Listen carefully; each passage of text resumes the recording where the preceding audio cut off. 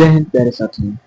आइए आज हम एक ऐसे टॉपिक पर बात कर रहे हैं जो कि ज्योग्राफी क्लास 10th का संसाधन चैप्टर से कुछ वस्तुनिष्ठ प्रश्न है जिसका हम क्वेश्चन आंसर कराने जा रहे हैं। देखिए, पहला चैप्टर है संसाधन किसे कहते हैं। सॉरी, पहला क्वेश्चन है संसाधन किसे कहते हैं। संसाधन किसे कहते हैं, ठीक है। इसमें ऑप्शन है, 4 ऑप्शन है। केवल जल, केवल वन, ऐसी वस्तु जिसका उपयोग मानव अपनी आवश्यकताओं की पूर्ति के लिए करता है। अगला, केवल खनिज। उत्तर इसका होगा सी नंबर, ठीक है। सी होगा ऐसी वस्तु जिसका उपयोग मानव अपनी आवश्यकताओं की पूर्ति के लिए करता है। ऐसे वस्तु को हम संसाधन बोलते हैं जो मानव अपने जीवन में उपयोग होने वाले ऐसे वस्तु का एग्जाम्पल दें। जैसे सिर्फ हम ये नहीं बोल सकते हैं कि केवल जल संसाधन, केवल वन संसाधन, केवल कपड़ा संसाधन, केवल भोजन संसाधन। संसाधन कोई फिक्स वस्तु नहीं हो सकता है। संसाधन वो सभी वस्तु है जो मानव अपने जीवन में उपयोग कर सके, ठीक है। अगला,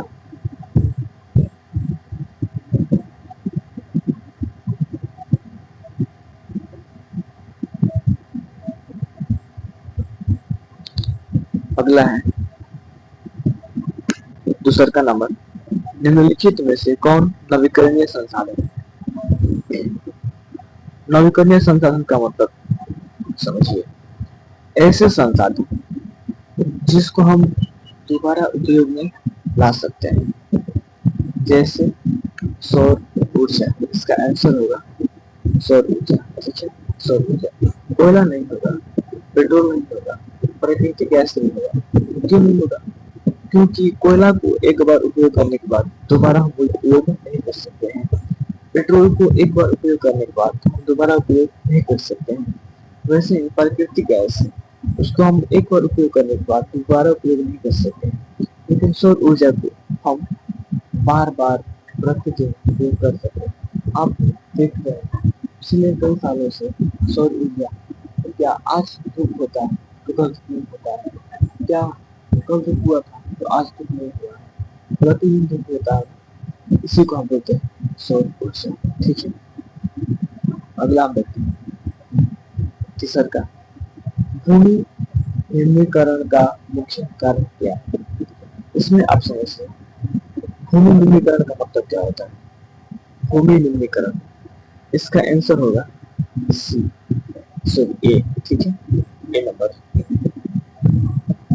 भूमि निम्नीकरण मतलब भूमि का क्षय किसके कारण होता है, भूमि का ह्रास किसके कारण होता है।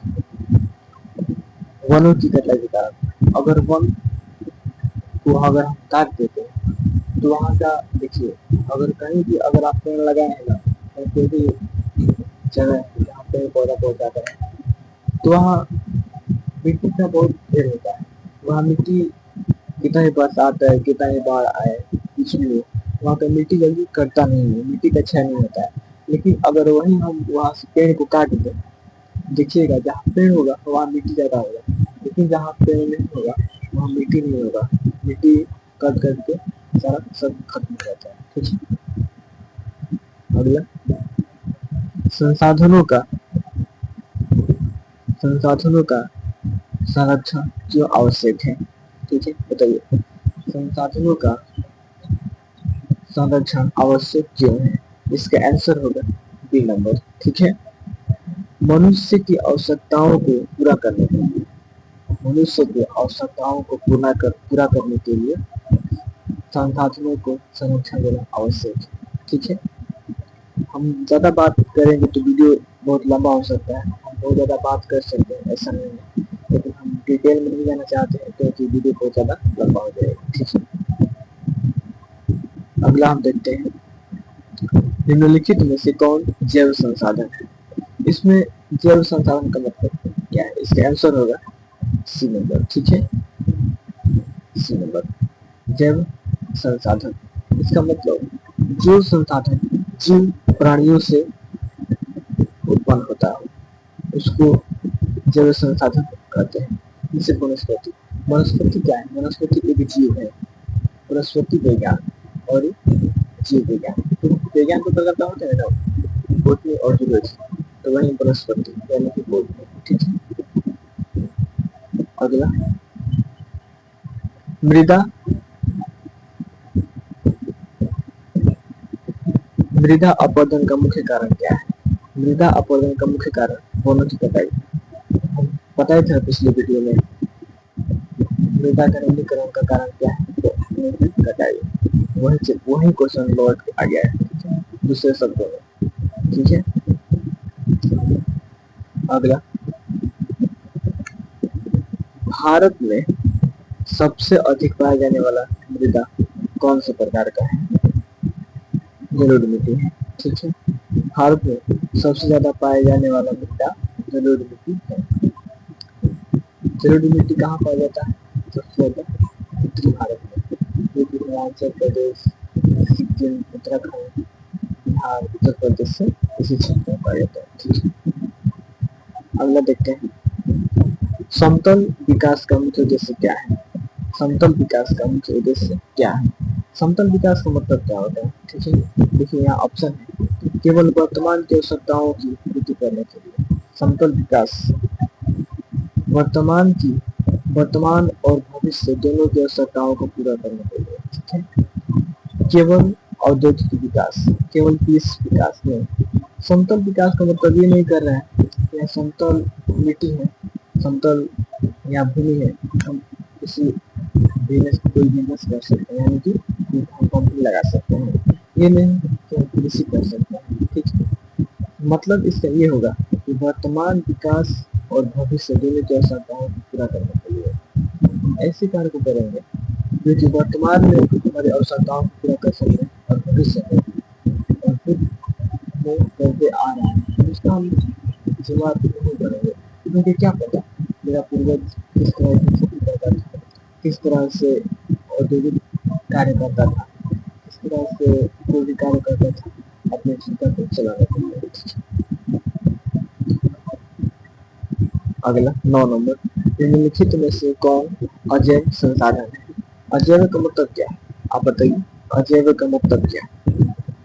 पशु, वन, खनिज, फसल, या उत्तर होगा खनिज।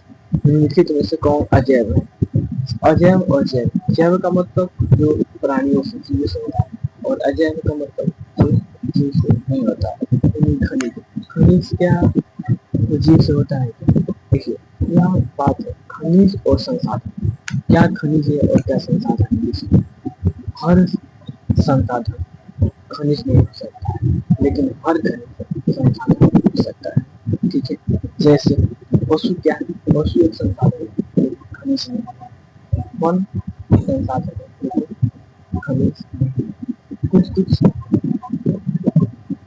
है खनिज, कुछ कुछ है खनिज संसाधन। अगला, संसाधनों का नियोजन क्यों आवश्यक है? बताइए, संसाधनों का नियोजन आवश्यक क्यों है? संसाधन का नियोजन इसलिए आवश्यक है क्योंकि संसाधनों के संरक्षण और उचित उपयोग के लिए संसाधनों का नियोजन आवश्यक है। नियोजन मतलब क्या?